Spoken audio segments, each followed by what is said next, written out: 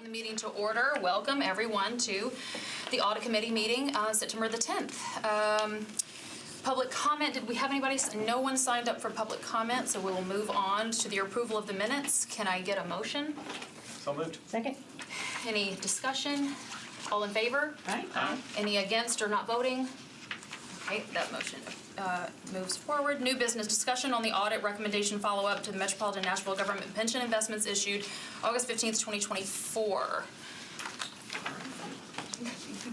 So we issued this follow-up audit on August 15th. The original audit was issued on October 21st of 2021, so it's been about 3 years. So when we originally did the audit, it was largely a best practice review. We looked at best practices for public pensions, kind of did a comparison with those best practices and what was going on within Metro Nashville.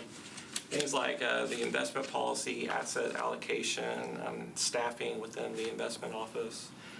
We ended up having 1 high-risk recommendation and 5 medium-risk recommendations. So we did a follow-up. We found all the recommendations had been implemented, and all those are closed now. So everything's all good with that. Great. Does anybody have any questions or comments? I do. Vice Mayor Henderson. Okay.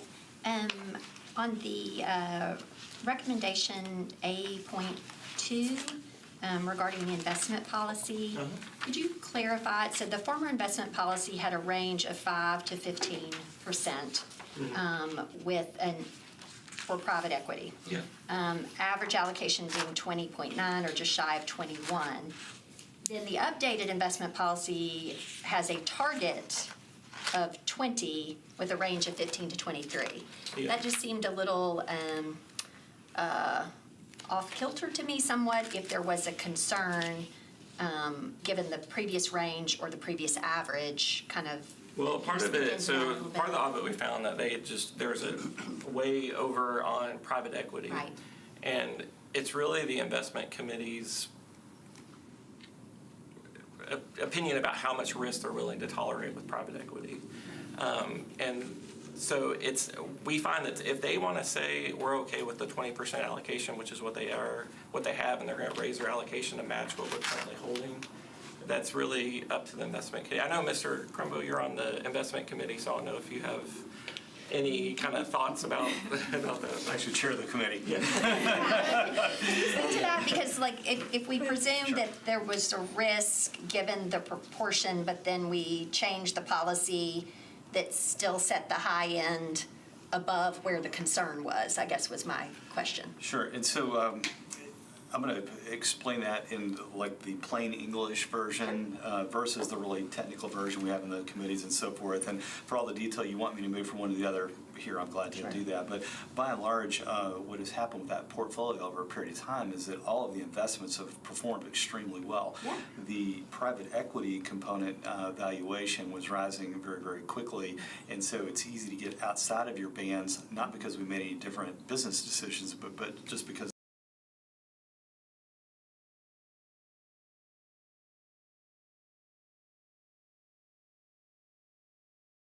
to continue. Okay. If we were to have seen that go the other way, then we would have made different types of corrections, right? Okay. And so I would expect that over a very long time horizon, you will see more changes like this. I don't think you'll see a day come where they say, well, we'd like to have all private equity, right, or all public equity, or what have you.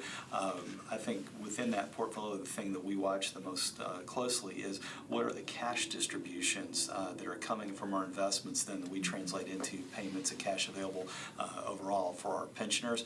Right now, those are going really, really well. And when you step back and look at the whole business decision, our pensions, as of the last measurement period, are 96% funded. Okay. We've had periods where it's actually been over 100% because the valuations go up. So right now, it's a real bright spot for us. And does that make sense to everybody here? Yes. All right, I'll stop. 2 more questions, whether to staff or Mr. Crumbo in his capacity. So as to, I guess, kind of the professional skill set of the folks who are on the committee, and they have to, I guess, attest to 8 hours of certification. It says here the acronym CPE. CFA certain requirement, or is it just generally to have some continuing ed in that space, not any specific certification? Can you speak to that? Yeah, the idea is to make sure that you have some continuing investment education for each of the members that are on the committee. And all of us are differently situated. So two of us, I'll use myself, I have multiple credentials that already qualify for that, but I need to make sure those educational pieces overlap. We have one member rolling off who shares that with me. The member rolling on, we don't believe has an investment background, so it'll be a little harder to climb there. We'll need to make sure that we pick out for her the classes that are going to make sense. Okay, appreciate that. And Chair, if I may, one last question. Let's see. So regarding E1 and the Hackett Group being contracted to perform the review of the policies, it says the Treasury Department is currently pursuing an increase in staff based on a recommendation from the review. And I just, it's implemented, but kind of how so? Like, or if you're staffing into that, is that an additional staff? Is that a reallocation of staff time? Can you just speak to specifically how that's happening? So this report was done some time ago. Let me fast forward to where we are today. The Hackett Group's a consulting advisory firm. They did finish their study. They did make a recommendation for additional positions and very specifically outlined all of those, but primarily they relate to managing our growing portfolio as well as our compliance. The investment committee worked with the Employee Benefits Board to find a way to fund all of those positions and have those paid for by the trust that oversees the pension. So when we did our budget for the Metro Council, it was approved. We put all of those positions in there on a reimbursement basis. So there's no cost to the general taxpayer directly. There's the indirect cost, of course, of the way we manage it and from the pensions to begin with. But we have approved all those positions, and they're currently being posted and filled. Okay. And how many positions is that? I think there are 8 total. 7? Yeah. 7 total. Okay.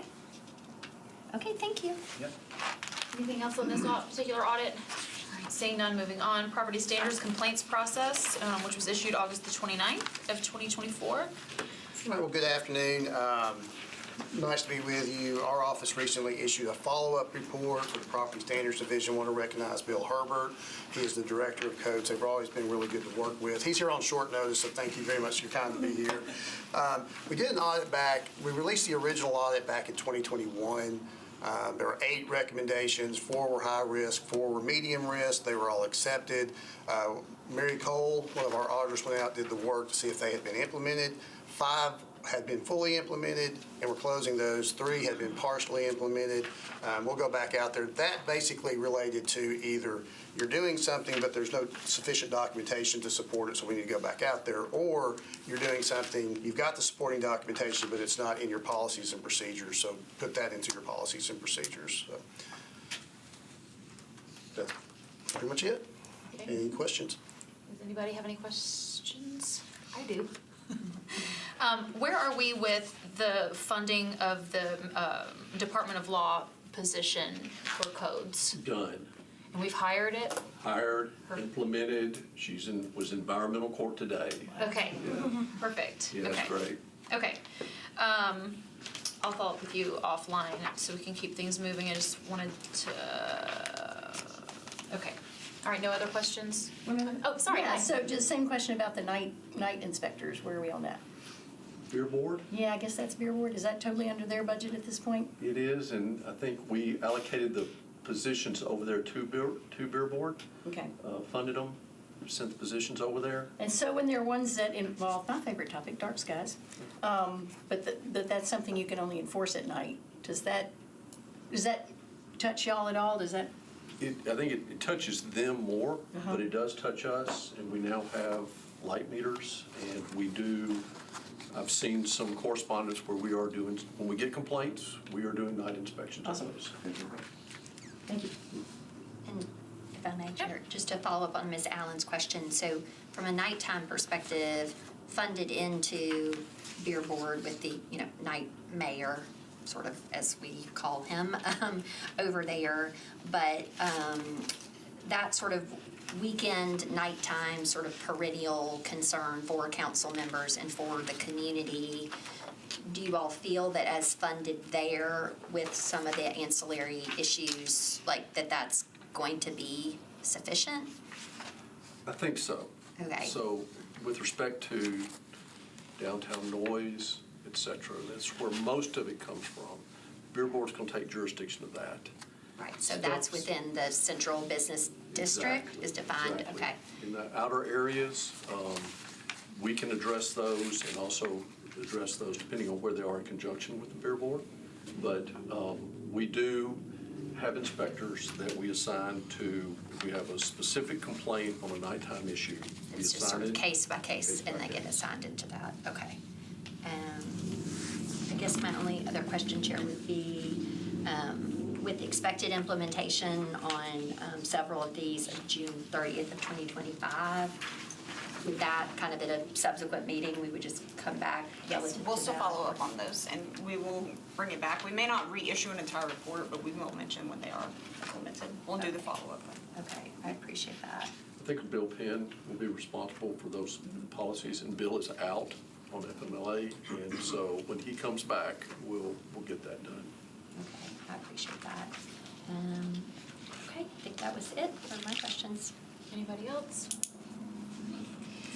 Moving on to MMPD Employee Intervention System, which was issued August 30th, 2024. Okay, this has to do with the early intervention system that we issued last year. I think it was one of the first reports we issued with you guys being a collective group. There were 5 recommendations on that one. They were all medium. We went back out there to see if they had been implemented. They had all 5 been implemented, so we've closed those out. Any questions? Just one, I had asked Lauren back and forth, this is only tangentially related, but as a council, we have gotten some complaints from some constituents about sexual harassment issues, which is not anything that was in here, but it would be helpful for us to have some very objective body that could comment on that. So can you talk about what the process would be for implementing that? So what we've talked about is in thinking about our next year's audit plan going on, and we have already started kind of looking at peer cities to see what they have done in certain situations with similar topics. It's typically how we kind of start researching what work that we will put on the audit plan, because it helps us to know what kind of methodology they used or how can we approach it from a performance audit perspective. So you will likely see when we propose our next year's audit plan that this will somehow be incorporated into that. Any other questions? Moving on to Department of Finance, Public Property Division. Yes, so we just finished our audit of the Department of Finance Public Property Division. It's a small division within finance that is responsible for, by charter and code, the acquisition and disposal of public property, as well as the inventory of public property and leasing and a few other smaller jobs that they have. It's a 6-person division within finance. And we put this one on the audit plan because, as many of you are probably aware, there's been some property acquisitions recently that were rather large. Internally, we've seen a lot of moving with leased spaces, and so we wanted to look at those processes to make sure they're efficient and effective. So that was our scope of our audit. We had 4 objectives. The first objective being, were there efficient and effective processes to manage those acquisitions and disposals of public property? The second one being around leased spaces, and was the management and monitoring of those leased spaces appropriate? And the third one being, was there strategic plan or monitoring and management of public property, kind of with more long-term looking? The last one was around, they get a few cash collections since it's a high-risk area in any department. We took a look at that and included it in this one. What we found was they had a lot of great procedures in place and policies. Controls were there. The cash collections were well handled and appropriate. Acquisitions and disposals were going through the appropriate process, but we did have 4 observations. Our first observation was around strategic planning and utilization. Originally, we went into this going, they don't have a strategic plan, a long-term strategic plan. That's an issue because you would think with public property that you want to have goals and situations, but then we benchmarked. And as you can see in here, benchmark cities, they don't have long-term strategic plans. But when we talked to those cities, what we found was they were having a lot more conversations with the administration to determine, does this administration want to buy property? Does it want to grow certain areas and invest in certain areas? Lease spaces, do they want more of their departments out of lease spaces and in lease spaces? And so those were happening, but not as much. And there's so many different departments that play a role in this, but all that's codified is public properties piece of it. So it was kind of a mixed bag of who was doing what and what all was getting done. Additionally, another piece of that is utilization. So Metro owns a lot of properties and we lease a lot of properties, but who was responsible for making sure the space utilization in those properties and watching all of that was occurring?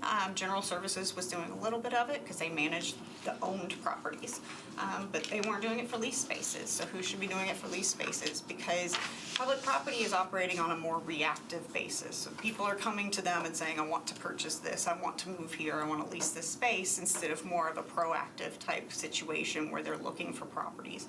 And so if you have these conversations, you have these goals in place, it's helpful. And if you have the utilization piece of it as well, then you're going to know where people can fit and possibly in spaces you already have and save the money there. Or if you need to go to other places and plan for other departments to grow or for areas to be invested in. So those were our recommendations around that. I will point out that the issued report had a third recommendation under this one. It was supposed to have been dropped. It wasn't in the matrix. It was around actually codifying the department roles in this. But the way that these two recommendations were fulfilled was 2 executive orders that were issued, and those actually really put parameters around who's doing what. And it gave more flexibility instead of codifying who's doing what. So that one was dropped, and it's inadvertently in here. The second observation that we had was around delinquent tax non-usable or non-buildable property. So Metro accumulates a lot of properties from delinquent taxes. Some of them are buildable and some of them are non-buildable. All those properties are offered up to Metro departments after a certain amount of time, Barnes Fund included. If nobody wants them, Metro can sell them. And so if they're buildable, then they can go to the auction block on Gov Deals, which is in surplus property, which we audited not long ago. Non-buildable property can only be sold to adjacent landowners because you can't do anything on it. And so that's a different process where you have to contact the adjacent landowners. It's almost like a mini auction for those landowners, so that process is a little lengthier. What we found though was sometimes there'd be 1 auction a year, sometimes there would be 2. There was no real schedule, and because of that, the inventory of non-buildable property has gotten to about 172 properties that Metro can't do anything with. We can sell them, but they're just kind of sitting there, and that increases your liability or maintenance costs. And so we recommended that there's some type of schedule put in place to get those auctioned off so that we can start to dial it down. Third observation that we had was related to lease review. We looked at a sample of leases and found that one of them had expired without any documentation showing that it was extended. A minor issue, as well as there was another one where we have a billboard company that is leasing space for Metro that we inherited this lease when we got the property, but there's not really been any review of that lease since 2007. It's not that much money, but at the same time, you would think that that cost would increase, or do we still want that lease? Somebody should be reviewing it. So you should have a process in place to review those leases and make sure that documentation is there for the one that was extended. The last one is another documentation retention. Some of the acquisitions and disposals that we looked at didn't have some of the supporting documentation.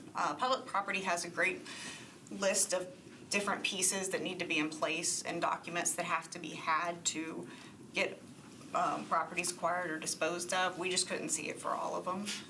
Admittedly, they were moving in the middle of this audit. There is a chance that it was in a box somewhere, but as auditors, we have to see it to verify it. So that's why it's a lower risk. We just want document retention to make sure that it's there and to be available. So those are all the recommendations. All of them were accepted. As I mentioned, 2 of them were fulfilled by executive orders that have already been issued, and the other 3 have plans in place to put in those policies. With us, we have Nan Nguyen, who actually did the audit, was his lead on a project, and Abraham Westcott, who is our Director of Public Property, if y'all have any questions. I have a question about the benchmarking you mentioned. So you said in other cities, other places, there's just discussions between each, I guess, incoming administration and their individual departments. Is that recorded differently in some other cities in a way that's publicly accessible? Yes. So that the public kind of knows, here's our plan with all this stuff? It's not called a formal strategic plan. Most of them, it's goals. And they have on their real estate websites the goals for the administration and those. You'll also see that a lot of them have much bigger public property functions. And so that's how they're able to consistently have these conversations and record these conversations. But they are out there so that when the new administrations come in, they know what kind of goals they're reaching towards. Yeah, if I may, this is also a big touch point for us. So the way Lauren's describing this, she said a few times that we've got our functions here are very distributed. So we've got a public properties function that is really subject to this and does a lot of these things. We also have general services. We also have planning. We have parks and a few others where things have been distributed. So not uncommon to have a piece of property, for example, that Parks has and it may have a billboard on it, or we may have a piece of property that we're holding over here because libraries has now indicated they would like to put that on a future site. We may have a council member that's advocating for it. So things tend to sit in the portfolio for a number of political reasons, financial reasons, what have you, and they have accumulated over a period of time. During the Cooper administration, it was recognized that was getting to a pretty big crescendo here. And so Ernst & Young was hired to do a strategic plan, just like we're talking about here, that they've already completed and we've already started to implement. Part of that implementation started with Cooper. It's definitely being continued with O'Connell. And just to kind of bring it to life from the headlines, we now have not only the consolidation of the departments and what they're doing, we also have a group in the administration led by Bob Mendez, which is our development group that is looking at East Bank and Global Mall, other big headliner issues that I'm sure you've heard about. So we too now have a strategic plan, but it is not owned by public properties. It's really owned by the administration. The other thing that we have coming, and this kind of heads up to my council friends here, legislatively, we are in a long period of time, really since the charter, where we do a capital improvements budget, where something, we're going to purchase it, has to go there, and then it has to be pulled off if we're actually going to spend it and put it in CSP. What we don't have a formalized process is a very long-term capital improvements plan, right, which would go, say, 10 years or so, and would include deferred maintenance for things that we already have that we need to spend money on, as well as what we're planning to spend for much larger purchases in the future. And so my team actually is taking ownership of that process, and we will get part of that work done in this fiscal year. Some others will come in the years to follow, but you're going to start to see the shaping here of a pretty grand city plan here, probably for the same reason, Matt, that you're asking the question, is that how could you be a city like Nashville and not have that? So we haven't had it before, but certainly it's coming. Any other questions? Yes, ma'am. I appreciate Director Crumbo, you speaking to that, because I think it was something for those of us on council over those kind of many years, to your point about it being sort of distributed and capital asset management and sort of, parks, but this is general services, but this is libraries, but this is the fire department. I think as you serve on council, you become aware, oh, why don't we kind of have all these things coordinated? And I think there was, whether through multiple administrations or just everything that the city was dealing with, I felt like there was a really long kind of tail on that Ernst & Young process, right?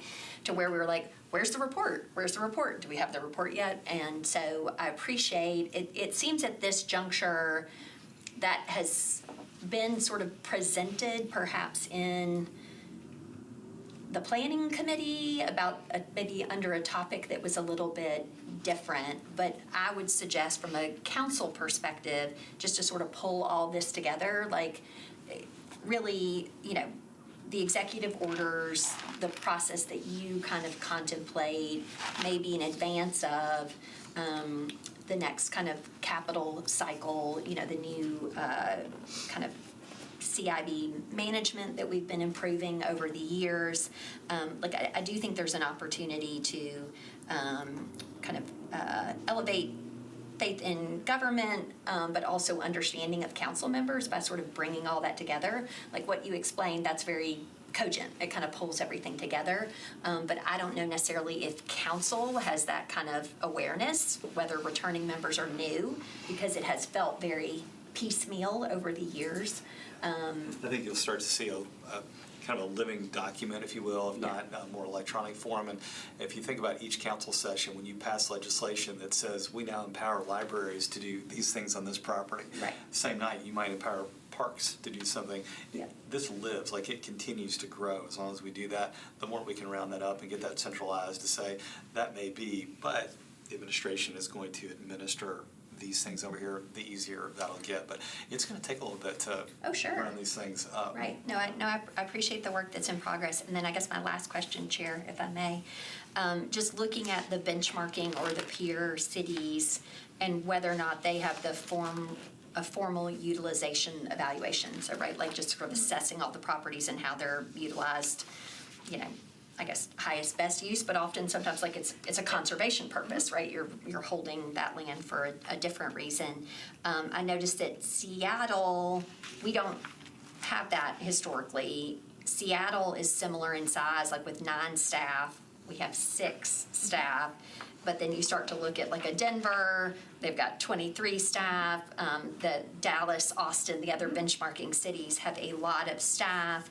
Is that because it effectively is in their general services division, and so the staff, is it apples to apples, I guess was my question. It's not always, and admittedly, when we say peer cities, those necessarily aren't either, because Seattle's not county or city-county, but at the same time, I think that for the formal utilization pieces of it, the ones that, yes, with larger staffs, they're going to be able to do that. And so it's not apples to apples necessarily, but they do all have a general services function.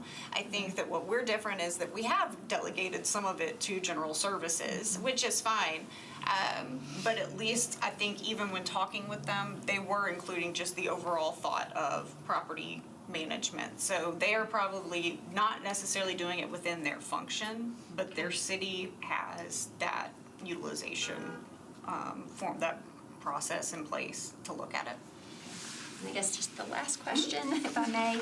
So I guess I should have looked at the executive orders and re-familiarized myself, but I know there's been kind of a long lingering question about, and Mr. Crumbo was kind of speaking into that, like the evolution over time of parks did this and libraries did that and we did, but it had seemed to me that general services, as far as the, like they manage this library but not that library, because this library was a community center that was along with parks that was a LEED certified, and it almost seemed like general services was managing things that were built under LEED certification for purposes of like keeping up with that and documenting that, rightly so, but then libraries was managing their own stuff and parks was managing their own stuff, and sometimes general services was managing library stuff and park stuff. Are we going to kind of suss all that out so that we either increase the umbrella of general services, or does the executive order contemplate that? Because it seems, again, you spoke to the disjointedness, but is that contemplated? So the executive orders, along with just regular actions of council, like I was mentioning before, those dictate how that distribution happens.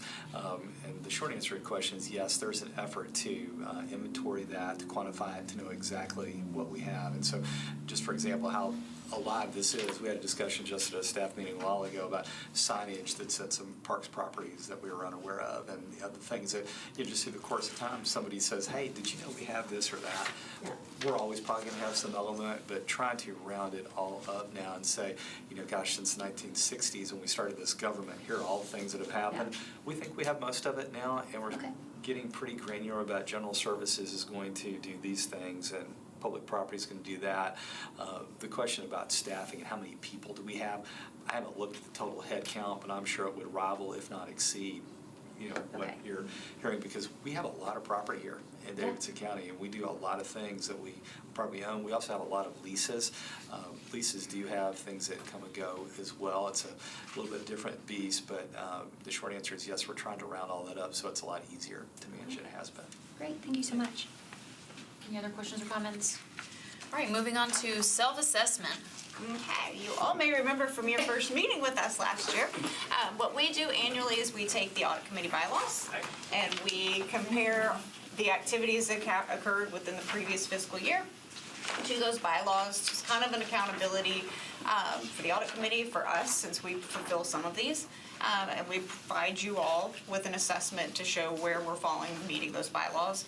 As you can see, everything was meeting expectations. That means that y'all met appropriately with our external auditors. Meeting minutes and agendas were posted in the appropriate timeframes. Y'all all reviewed the reports and all just the normal functions of y'all's audit committee. And so we provide that just as kind of a transparency and accountability for you all. If there's any questions on it. Any questions, comments? Just a comment to say thank you. I mean, this is the second time I've served in this position. Both times, you guys do a great job, and it's very, very much appreciated by our team. We have to work hand in hand with you on a lot of things. So when I look at this, I don't underestimate the amount of time and effort that goes into it. I'm sure you could use 5 more staff members. And We'll always ask for more people. yeah, exactly. I hope you will. And if you have open ones, let's Yeah, exactly. We'll fill get to them that. out. But thank you for everything you do, because it really matters. Yes, thank you. All right, moving on to project status. So recommendation implementation, there were 15 recommendations that were due since the last time we all met. 14 of them were reported as implemented, so they went into our bank of ones that, once they're closed out, we'll go back and follow up. One requested a revised date, that was emergency communications. They've been working on this one for a while. It has to do with some of meeting the standards of recording for some of our best practices for some of their reporting. And what they initially did was they initially identified a software that they thought was going to help them meet this recommendation.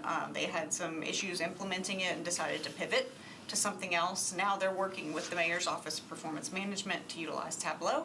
Tableau is up and running for their department. However, they haven't incorporated this specific piece of it. So they're hoping to have that done now by the end of the year. So year end is sort of Yes. the revised date? Okay. Yes. All right, ongoing projects?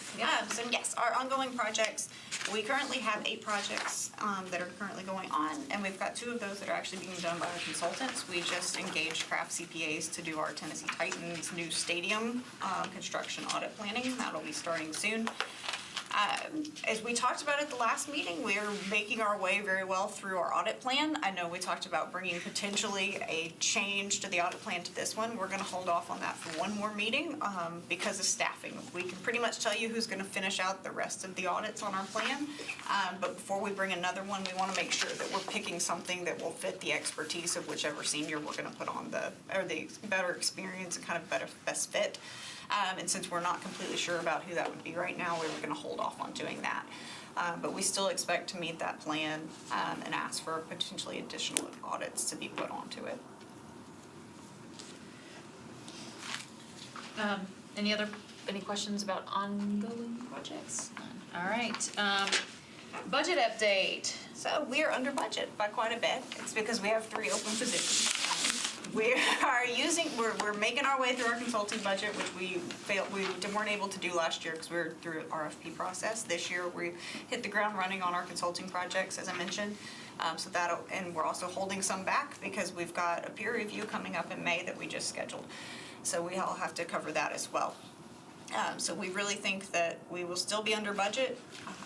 Moving into the second part, which is our staffing. We're hoping to fill some of these positions. As we talked about at the last one, we did a second posting of our lead investigator position, which we didn't have a great candidate pool the first time. This second time around, we are doing second round interviews this week with some of the candidates. It wasn't a very big pool, but there's potential. But we also have a plan. If we don't get a candidate out of this one, we've already started the RFP process, or going through the RFP process internally, to hopefully engage an investigative services firm. We have consultants for audit services. I think within their contracts it mentions investigations, but much like us, we can do investigations, but it's not our expertise. So we'd like to have an investigative firm on contract. We've created a presentation to start using with our departments and our staff, Metro employees, to kind of get out there to say who we are, how to report. Another thing that we've added with that presentation is we now have a third-party platform for people to report fraud, waste, or abuse. We've updated our website to include it. That way it is no longer tied. We still have Hub Nashville, if that's easier for people, but to kind of separate the two, if people feel more comfortable reporting directly to us. It's actually hosted by the same platform that we use for our audit files. They can go out there and report through that platform now as well. So we've taken those steps. If we don't get a good candidate out of this pool, or we don't hire anybody out of this pool, we also will start the process to work with civil service and human resources to really establish a position with all these requirements and figure out the best salary to hopefully get an even better candidate pool. Yes. You just mentioned something about that. So when you take complaints on your own website through your own system, are those then matched up somehow with the Hub Nashville? I'm just thinking about data at the end of this, making sure that we have a complete kind of record in one place that we can look at of all. Well, admittedly, Hub Nashville, all we get is an email. We don't really log into Hub Nashville, but in order for us to be separated and to get the individual information, so we can't, I mean, we pull out the report, but admittedly, we take that and we enter it into our own log. Okay, so it's all going into So it's all your going system. into one log, whether it's coming, because most of our reports are actually not even through Hub Nashville. They're through phone calls, they're through emails, or letters. We've gotten some letters. Yeah. So it's all accumulated there because of all that. So that is our lead investigator position. We also currently have an auditor 2 position posted. What we found with our lead investigator position is we got applicants who actually fit better as auditors. And so we are taking the chance to post an auditor 2 instead of auditor 1. We typically hire in at the lowest level to build people up, but since we had people with experience, we figured we'd give it a shot. That posted last week, it closes next week. So we're hoping that when we come back the next time, we will have 2 new people on our staff. And once we get them onboarded, then we'll post the last one as an auditor 1 position base level. Since those take more time for us to train and onboard, that's going to be the last one to post. And so that's where we are with staff. Questions? Okay. So in anticipation of the lead investigator maybe not coming through, contracting with the investigative firm, is that something that has been precipitated by this, or it's forward-looking? But It's forward-looking. do you anticipate, even if you were to hire the lead investigator, there would be some merit in having that, or are those redundant to each other? Could they be complementary in time? Like, can you kind of speak to how those might coexist if you contemplate that That's at all? a good question. We were planning to, since the second round of interviews is this week, we're not going to start the procurement process, just we've kind of started coming up with the idea of what it is for that RFP. But that's actually a good idea to have it, because at the end of this, we're hoping that we get lots of allegations. And we will only have 1 dedicated person, and so having that investigative firm on contract as it is, and that way in the event that we do hire somebody that leaves, that it's still there. So that's actually something that's a great point that we may pursue now as well, because it could at least be complementary to help at least once we get, if we start to get a lot. I appreciate that, because I appreciate you being proactive, but I would hate to think that if I can see that having merit, even if you were to hire into that position, so. Because the investigative firm, we would still be if we go that route and we don't hire the lead investigator position, it's basically our management team is gonna be the ones going around and educating, still doing the presentations. But when we would get the allegations, we'd send them to the investigative firm instead of a lead investigator if we don't have one. But it would be good to have that in order to potentially, because if things are bigger or outside of even the person we hire's expertise, we want to make sure we have that. Kind of a both and person. Yes, because we wouldn't be paying them unless we were using them. So from a just a pure management standpoint, looking at the size city, the size government we are, when we talk about any kind of accounting staff, whether it's here or I'll even look at our friends at Crossland, we are challenged with a pool of candidates at almost every level right now because the city's growing, the demand is high, the salary's high. For our department, for example, we have more than 100 FTEs in our budget. I have more than 15 open positions right now to fill, not because we're not trying, but because getting the candidate pool and getting them there. Likewise, for the position she's talking about, the challenges are very much the same. We all tend to start then to look at the outside firms to come help, but even they are challenged, right, in terms of staffing. And there's a lot that I could drone on about graduate pools out of colleges and how the world is changing. But in the end, the capacity for us right now to take on, say, a large fraud investigation as a city is very, very small. Because when you think about how this would work, and I'll just use arts on a small scale, an awful situation for all the reasons in that report that came here.